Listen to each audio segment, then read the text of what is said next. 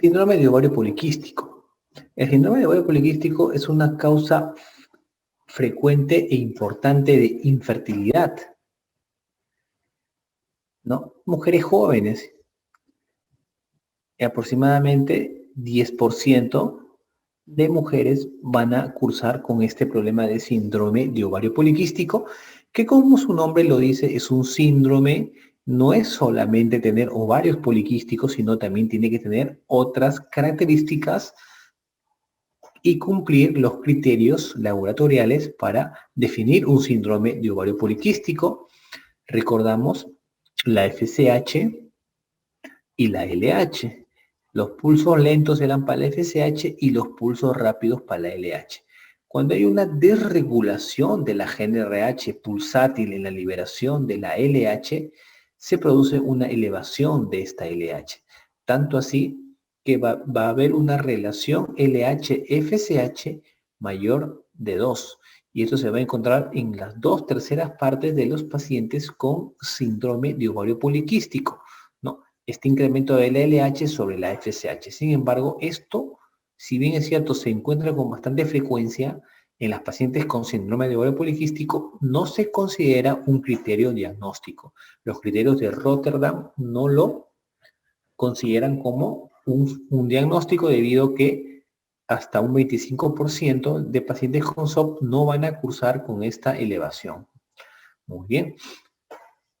Y la LH sabemos que estimula la teca interna y en la teca interna la producción de andrógenos. Entonces, esta estimulación de la teca va a conllevar también a una hiperplasia tecal, que va a ser característico del síndrome de ovario poliquístico. Hiperplasia tecal por una sobreestimulación de la LH.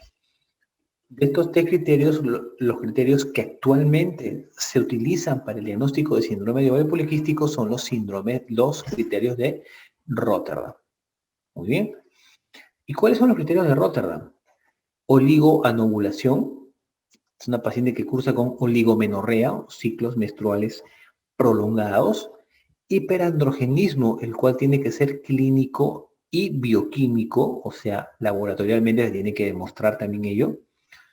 Y que ecográficamente se encuentra en ovarios poliquísticos. ¿Y cuáles son los criterios para decir que es un ovario poliquístico? El volumen ovárico mayor a 10 cc y la presencia de más de 12 folículos que van a medir entre 2 a 9 milímetros cada folículo. Uy, ¿qué pasó?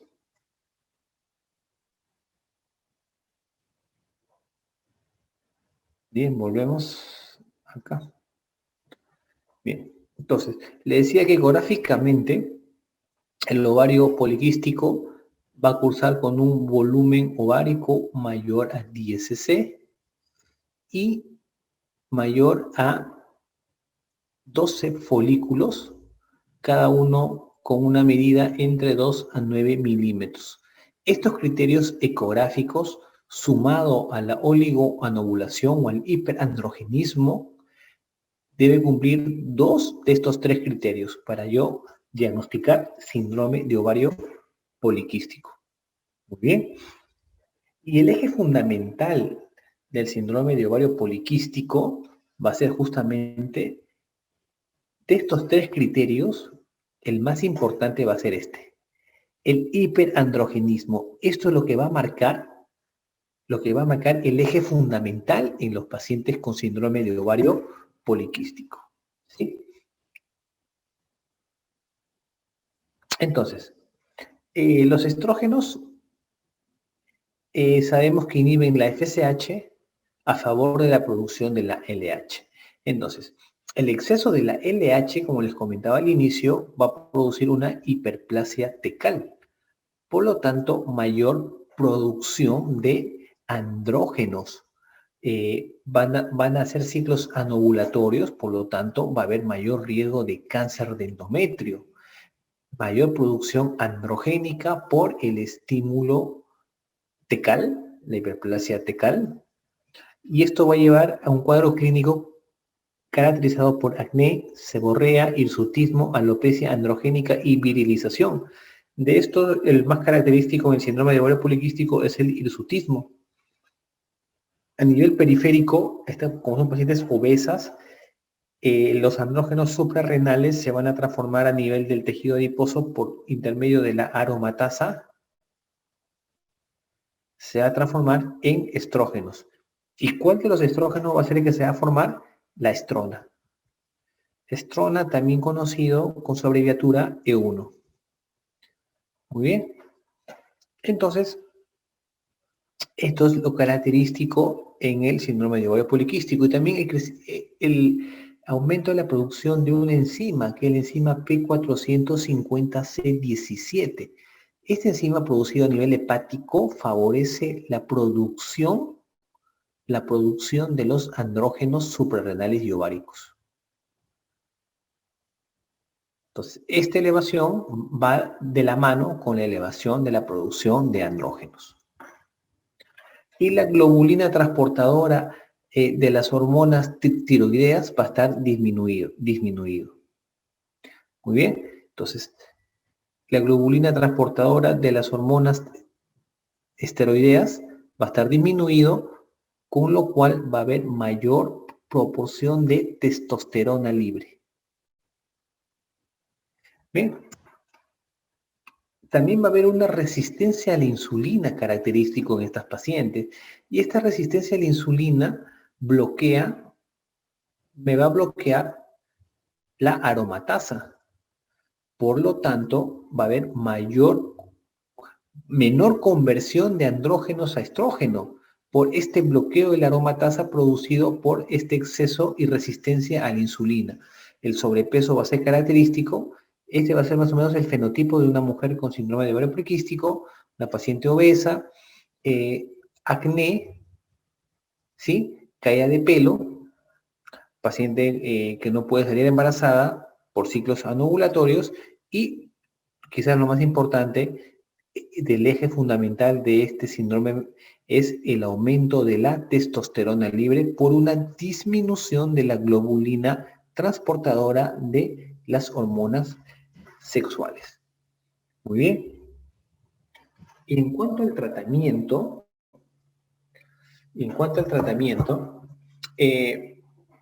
tenemos pacientes con sobrepeso y obesidad. ¿Sí? Paciente con sobrepeso y obesidad, lo primero que se le va a pedir es que baje de peso. Con una baja de peso del 10% se va a conseguir corregir el problema de la anovulación.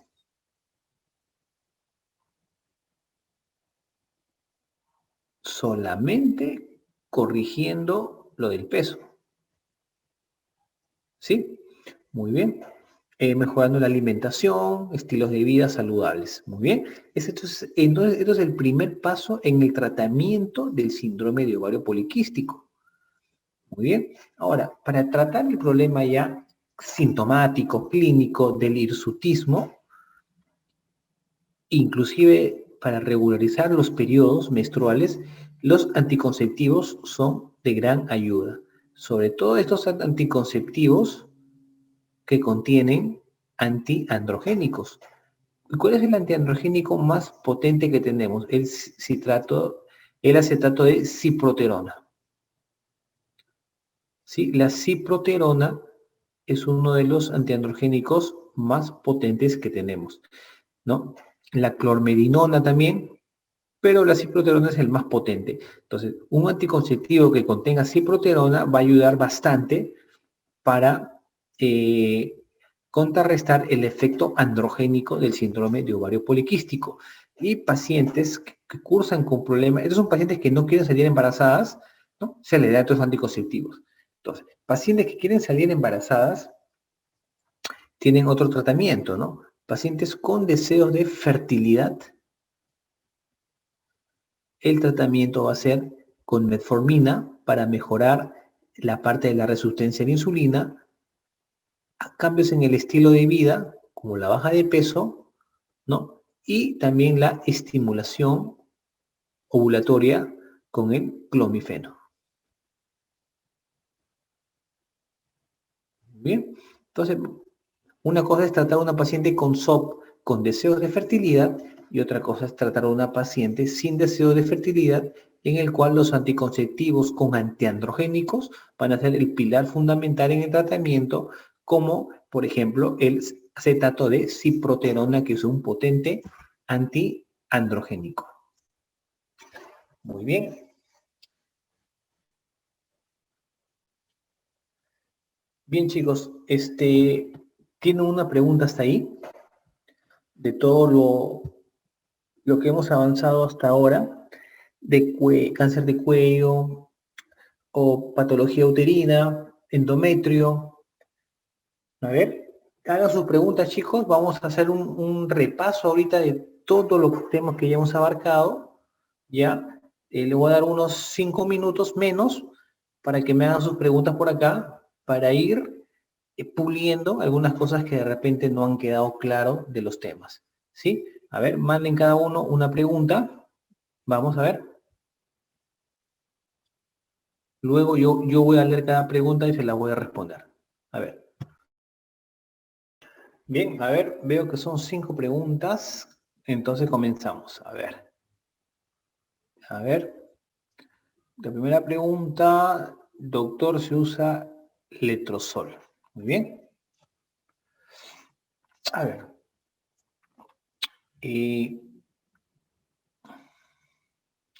Dentro de los medicamentos que se denominan inhibidores de la aromatasa, tenemos justamente el letrozol. El letrozol, al ser un inhibidor de la aromatasa, va a disminuir la producción de estrógeno. ¿Se entiende, no? Porque dijimos que la aromatasa transforma los andrógenos en estrógenos, ¿no?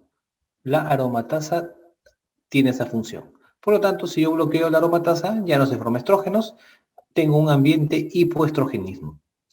Por lo tanto, el letrozol lo utilizo cuando deseo crear un ambiente hipoestrogénico y es bastante utilizado en el cáncer de mama, hormonodependiente o también llamado luminal. ¿Sí? En el cáncer de mama utilizamos tanto el tamoxifeno como los inhibidores de la aromatasa. Doctor, ¿y cuándo uso tamoxifeno y cuándo uso inhibidor de la aromatasa, doctor? A grosso modo, el tamoxifeno en pacientes con cáncer de mama premenopáusicas y inhibidor de la aromatasa en pacientes con cáncer de mama posmenopáusicas. A grosso modo, ¿sí? Bien, entonces una pregunta número 1. Otro, doctor, la diseminación por metástasis a distancia del CA de cuello uterino, ¿a qué órganos afecta principalmente? Muy bien. El cáncer de cuello uterino, su mecanismo más frecuente de diseminación es locorregional. Como vimos en los dibujos, primero afecta el cuello, vagina, útero y se va a infiltrar los paramétrios. ¿Sí? Más tardíamente, diseminación linfática y diseminación hematógena. Por vía hematógena, los órganos que más tiene cierta afinidad, agarro varios, hígado, pulmón. Son los órganos que con mayor frecuencia agarra el cuello cuando tiene diseminación a distancia. Doctor, buenas noches. El sífilis, usted mencionó que era penicilina benzatínica. Penicilina benzatínica. A ver, no sé por qué no puedo leer más esto. Ahí es que han preguntado más. A ver, un ratito. ¿Cómo hago con esto? Ya. Sí. Es penicilina benzatínica 2.4 millones, 1.2 en cada nalga semanal por 3 semanas. ¿Sí? La EPI que se asocia a ITU. A ver. La EPI tiene la característica más importante que siempre cumple estos 3 criterios. Estos 3 criterios que es el dolor pélvico, dolor a la movilización cervical y dolor anexial. Debe cumplir estos 3 criterios. Ahora, más que ardor de orinar, otros síntomas que te va a producir es, por ejemplo, la dispareunia. ¿Qué es la dispareunia? Dispareunia es dolor con el acto sexual. Es más frecuente que se aparezca, ¿ya? Lo que es el ardor al orinar se va a ver con más frecuencia en las vaginitis atróficas en pacientes posmenopáusicas, más que en las EPI. Pero en EPI severas también podría cursar, pero no es la norma, no es lo más frecuente y no tiende a ser una característica importante a recordar en la EPI, como sí, la dispareunia y estos 3 criterios mayores. Bien. ¿A qué se debe la resistencia a la insulina? A ver, más arriba, el manejo de paciente que decía que esta solo se basa. El clomifeno te ayuda a nivel hipotalámico, bloqueando los receptores de estrógeno, va a favorecer un incremento en la producción de las gonadotropinas, por lo tanto, mayor producción estrogénico y con ello favorece la ovulación.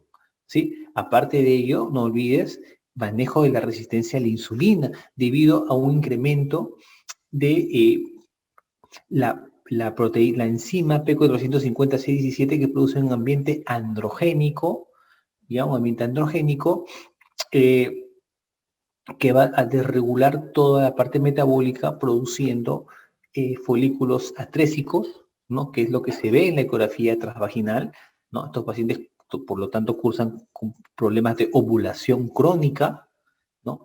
Que es con lo cual se tiene que lidiar en el tratamiento de pacientes con SOP que tienen deseos de fertilidad. Muy bien. Bien, ahora, lo de la resistencia a la insulina, vamos acá. La resistencia a la insulina ya se puede deber a varios eventos que producen en el síndrome de ovario poliquístico, ¿no? Como por ejemplo el incremento del factor de crecimiento similar a la insulina, que se encuentra elevado en estas pacientes con este síndrome de ovario poliquístico.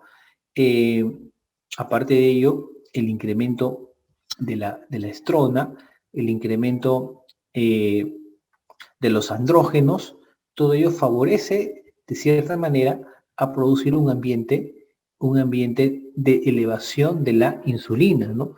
Sobre todo por la elevación de los factores de crecimiento similar a la insulina, que favorecen la elevación de ella con la consiguiente resistencia a la insulina.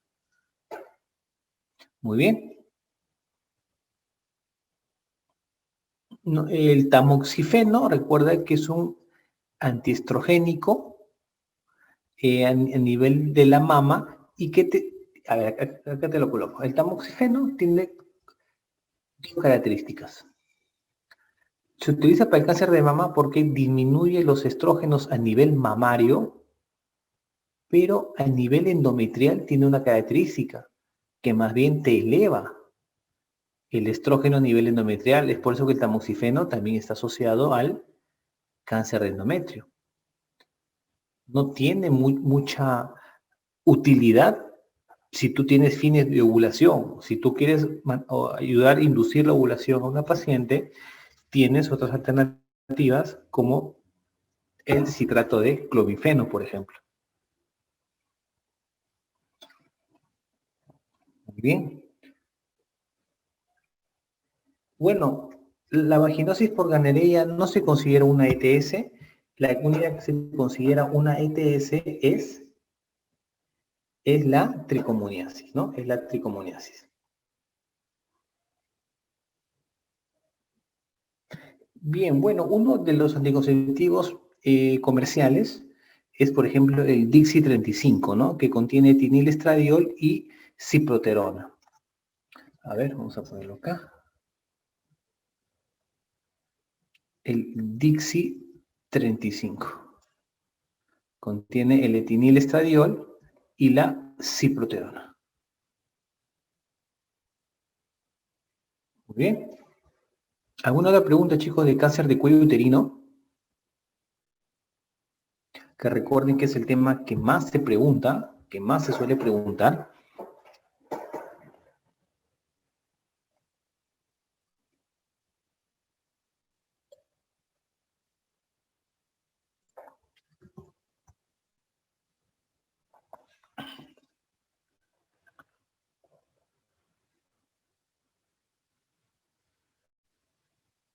A ver, yo les hago una pregunta, a ver, de cáncer de cuello uterino.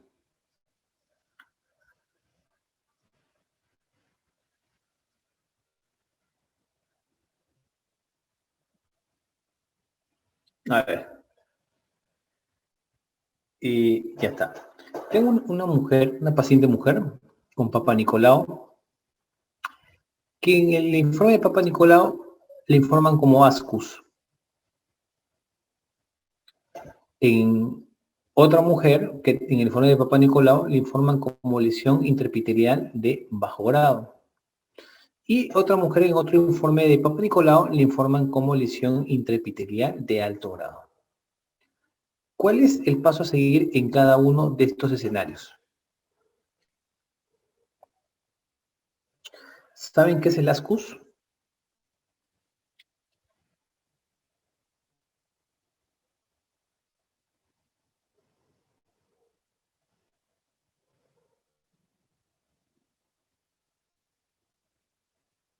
Bien, el ascus son células escamosas de significado indeterminado. Cuando yo tengo en el Papa Nicolau un resultado de ascus, el siguiente paso es el test de PBH. Test de PBH si la paciente tiene más de 30 años o también la colposcopía es adecuado. Pero lo preferible es el test de PBH. Si yo tengo en Papa Nicolau una lesión intraepitelial de bajo grado, el siguiente paso es una colposcopía. Al igual, si yo tengo una lesión intraepitelial de alto grado, el siguiente paso es una colposcopía. Pero si esta lesión intraepitelial de alto grado va asociado a un test de PBH positivo para un tipo de alto riesgo, este caso también el paciente, aparte de la colposcopía, se podría también indicar cono cervical. O sea, sin tener el diagnóstico histológico de biopsia, podríamos nosotros, con un resultado de PAP, de lesión de alto grado, con un test de PBH positivo, le podríamos ofrecer de frente el tratamiento, ver y tratar, cono cervical.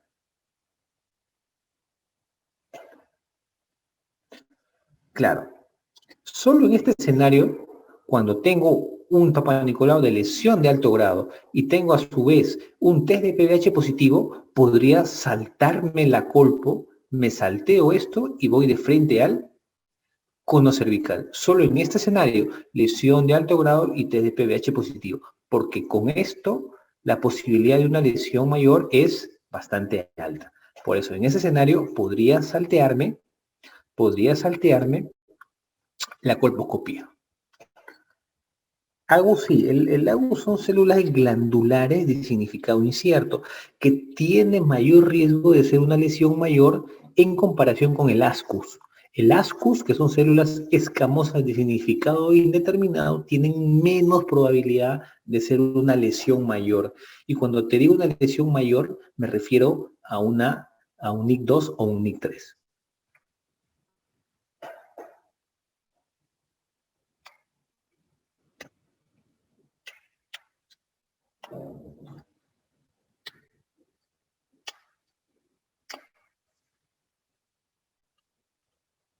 Muy bien.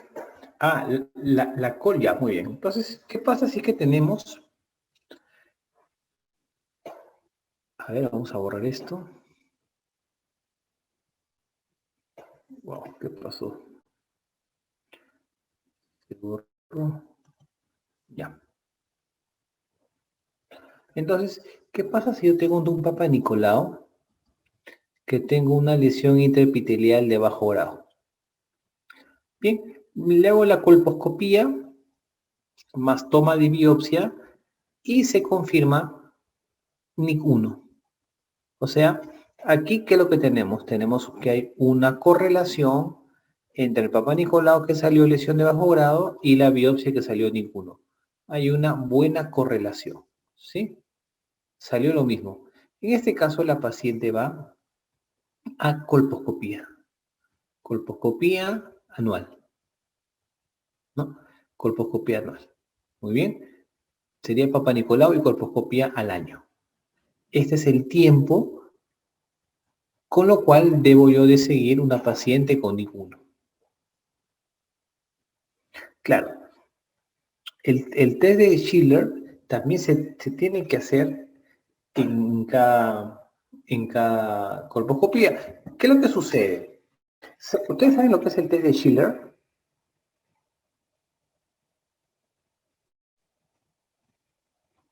Muy bien. Entonces, cuando nosotros nos basamos en los criterios de Río de Janeiro para la nomenclatura colposcópica, nos damos con la sorpresa que el test de Schiller ya no lo consideran ya. No lo consideran como un hallazgo anormal. Pero este test de Schiller se considera como un hallazgo ahorita inespecífico, ya no anormal. Anormal es que la inspección visual con ácido acético te salga una lesión acetoblanca. Esto es una lesión, un hallazgo anormal.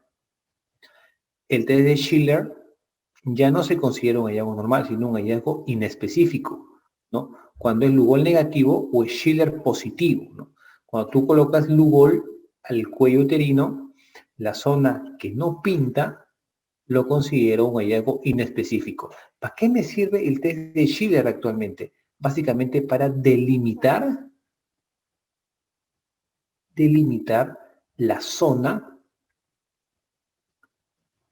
para el cono. La zona que no se pinta es la zona también que debo de sacar al momento de hacer el cono cervical. Pero recuerden que el test de Schiller ya no se considera un test, no se considera un hallazgo anormal, sino un hallazgo inespecífico. En cambio, la inspección, el ácido acético, ¿ya? El ácido acético, cuando te pinta una lesión acetoblanca, esta sí se considera un hallazgo anormal según la nomenclatura colposcópica. ¿Ok?